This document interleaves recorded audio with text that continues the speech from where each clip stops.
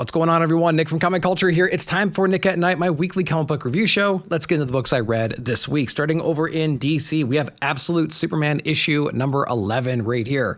Visually, this whole story, all through 11 issues, has been amazing, I think. The colors are really bright and vibrant. Interesting color palette being used in here. Lots of greens, lots of reds, lots of explosions. Dystopian kind of a world. A lot of the areas are just battle-ridden, things like that. So visually, the book is outstanding, I think.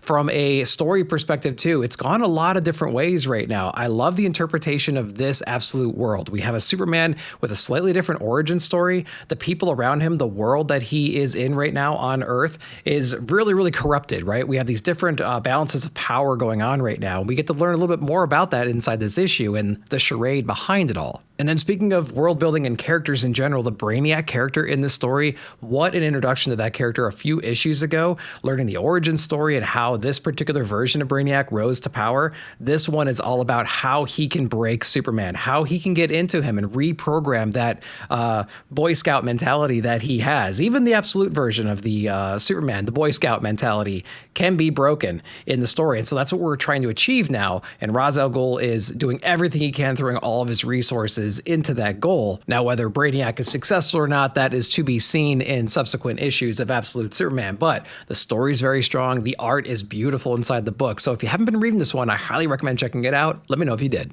All right, big book on everyone's list, I'd imagine this week. We have Batman issue number 1. So we have Fraction on this, which I'm really excited for. Jorge Hernandez, and we have Mori on the colors.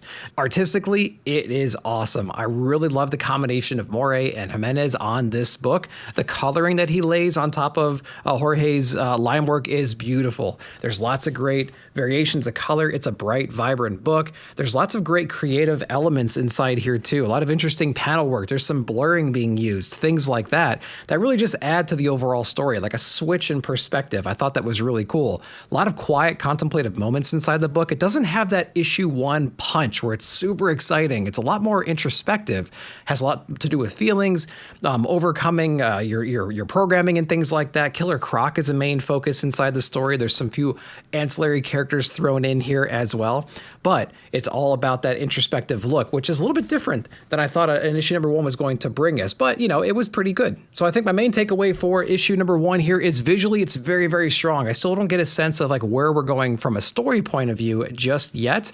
I do know we're recovering from a lot of fatigue right now from the Chip run and from whatever, right, that was going on recently, and then the Hush run and everything else like that. But issue number 1, a great place to jump in if you haven't been reading Batman in a long time. This issue is not that big, bombastic issue that I thought I was going to get, but it was halfway decent nonetheless. Let me know if you guys read it down below. The conclusion of Resurrection Man Quantum Karma, book number 6 right here from Ram V. We have RK on the art and Mike Spicer on the colors. Now, the epic conclusion of this entire run. This is a character I knew nothing about going in, but I'm absolutely in love and intrigued to read more about the character, and I think that was one of the objectives of the creative team right here. So mission accomplished from that point of view. This is definitely a book that took me a couple of times to read through. I think I mentioned in another review show that I didn't quite grasp everything that was going on at the moment. There's a lot of relationships, a lot of redoing, right? We can travel back in time right now. We can fix mistakes, make different decisions. That leads us down different paths, and how that all accumulates over time, and how does that aid us in trying to stop our future self and this like devourer of the universe. We get to see exactly how inside of here, but it takes a little bit of work, at least for me, to get to that point. I know a lot of the times we read certain books from certain creators and we have an expectation of how the story should go, the vibe, the feel of the story itself. This is very much a Ram V book. So if you're into like pure Ram V kinds of styles, this book is going to get you there for sure, especially with RK and Spicer on the art. Perfect compliments to this as well. I couldn't imagine another creative team assisting Ram in creating this story right here. The visuals are trippy. There's lots of body horror. There's lots of abstract things going on inside the book. There's a lot of playing with ideas about realities and planting the seeds for a new Big Bang, things like that are explored inside the book. So I'll say that, hey, it increased my hype for the Resurrection Man in general. It was a great, great Ram V book with his team on top of it. So it satisfied that itch as well. And, you know, it's just another great example of a good collected read that's going to eventually come out, hopefully in a deluxe hardcover format. If you haven't read this one yet, definitely pick up the collected edition when it comes out eventually. Let me know if you did. Let's go over to Dark Horse. We have The Adventures of Lumen N, issue number 1 right here. A book that was not on my radar whatsoever, but I read the solicitation for it. There's some connections to Captain Nemo inside here. And that's just like a cool story, a great character, like a League of Extraordinary Gentlemen, things like that. I really dig that whole vibe. I wanted to see what this world was all about. And so I went ahead and jumped right in. So we have James Robinson and we have Phil Hester on here as well. I'm a fan of Phil's work, so that was a nice drag to get me into the book. And so I would say that it's a great YA kind of a story. We learn about these children who don't exactly know about their upbringing. They don't really know why they're being pushed the way they are to learn certain things and whatnot. They don't really know who their family is. And we uncover that throughout the book. So it does have like that Helena Winhorn kind of an aspect where these children are thrown into this world they don't quite understand, but all of a sudden something happens and now they realize they're part of a much bigger world. And that's pretty exciting right there. I know in the back of the book, in the letters column, they talk about this book being accessible for a lot of different age groups and whatnot. So I don't think it's going to get too gruesome or too adult in any way, which is great because accessibility is fun. So I'd say if you're into like a Captain Nemo kind of a vibe, if you enjoy that kind of stuff, I think you might be digging this book right here, expanding the lore a little bit more, adding more family into that, and seeing what kind of trouble they can get into in future issues. Looking forward to that one. Let me know if you read this one down below. Next, we're going to jump over to Dynamite Comics with Captain Planet and the Planeteers issue number 4. Now we have David Pepose on this one, and we have Kalalis on the art. So I will say that it's following the same kind of a format that Space Ghost is, and that's a good thing in this situation because I think David Pepose has figured out the great template here, a great pacing for the story, right? We have these groups of kids that are coming together, trying to understand their different powers. Yeah, they're flawed. Yeah, they don't quite trust each other. They're not getting along right now, but that's what happens when teams first start, especially in these kinds of circumstances. You're going to get some rebels, things like that in the midst. And then you got to bring everybody together going after a common cause, which we explore a little bit more inside of this issue here. And again, I talked about the pacing. The pacing is awesome inside this book. Now, we do understand who some of the villains are in here. Some of the top level ones and some of the fodder we get introduced to as well. They all get their moments to shine, right? And they all have familiar voices from like the TV show. If you watched that when you were a kid, like I did, it just brings us all back. And it's just a really, really well done story. I mentioned before, part of the charm of this and like Space Ghost and books like Speed Racer is like the adult nature of the story itself. It could be hacky, it could be lame, but the approach is not from that point of view. So I think it's a book that can be taken seriously despite how hacky it might be. And I gotta say, so far so good on just the themes of it, introducing the different characters at the pace that they're doing, the seriousness of it and everything like that. I think they're doing a great job over there with those titles in particular. But Captain Planet, man, it's been a fabulous book so far. Issue number 4 is out. Let me know if you read it. All right, let's go over to IDW. We have TMNT issue number 11. Got that cool April O'Neil as Casey cover right there. Pretty interesting stuff. We have Jason Aaron and Juan Ferreira on this book right here. So interior-wise, some of the best stuff that's happening in comics, I think, from a line work and coloring point of view, just from a composition perspective, things like that. This book doesn't utilize too many different crazy compositions or layouts like some of the other books do, especially during the fight scenes, I would say. But it does feel like from a story point of view, they are trying to wrap up this creative team's arc right here with issue number 12 coming out.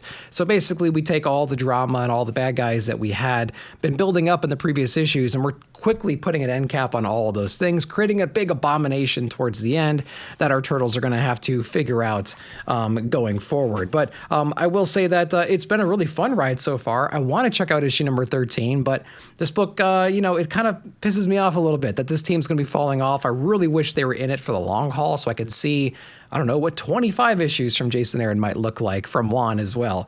That's what I really wanted. I'm kind of disappointed. I'll check out number 13, but it feels like this story is being rushed so this team can jump off pretty quickly. But I've enjoyed the ride so far, maybe at least from 15 to 12, I would say. What'd you guys think?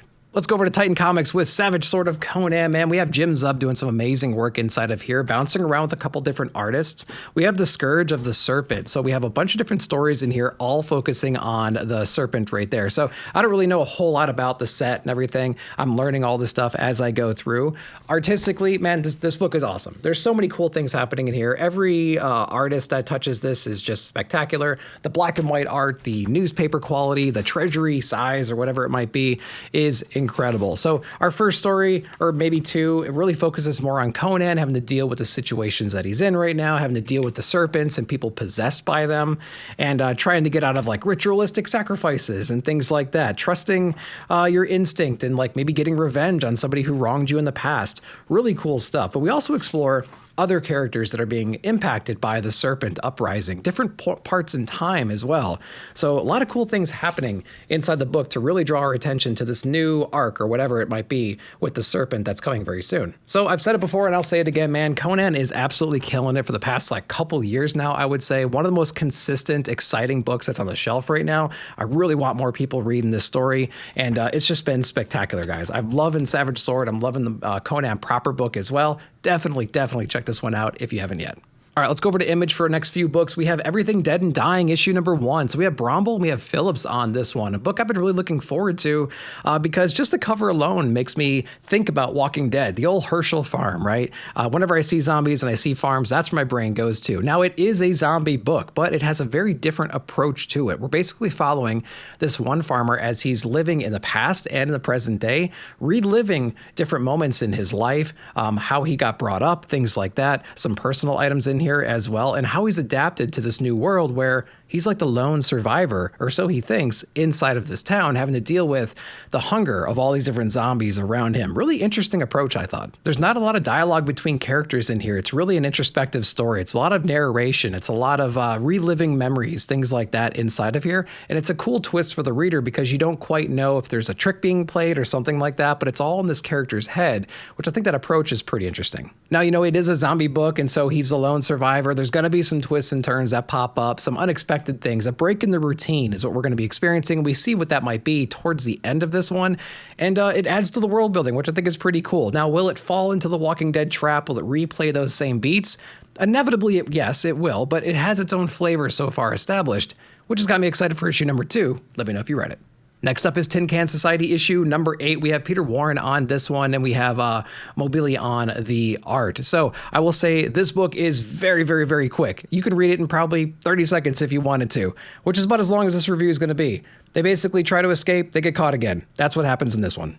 Rockefellers issue number 8 is out. So this is a book that I thought I wasn't going to be reading anymore, but here I am reviewing it because it was kind of a slower week, I would say. And the previous book read in 30 seconds. So here we are with Rockefellers. But this one doesn't really pick up the narration that was laid down in the previous issue where it showed the rift between the family, although it does feature some of those family members some more and some of the activities they're going through. But it also flashes forward into the current threats that are going on right now. Are they really trapped in the future or our future, their past, whatever it might be? We play around a little bit more with their organization. Like, what's the purpose of their existence? Like, what do they actually do? And then, you know, some of the other instances that they're used for, we see that in here as well. I gotta say, though, 8 issues in, I thought I'd be a lot further in the story that I am right now. We are still basically in the same spot we were in issue number 1 or issue number 2, basically. We're stuck in a certain time period.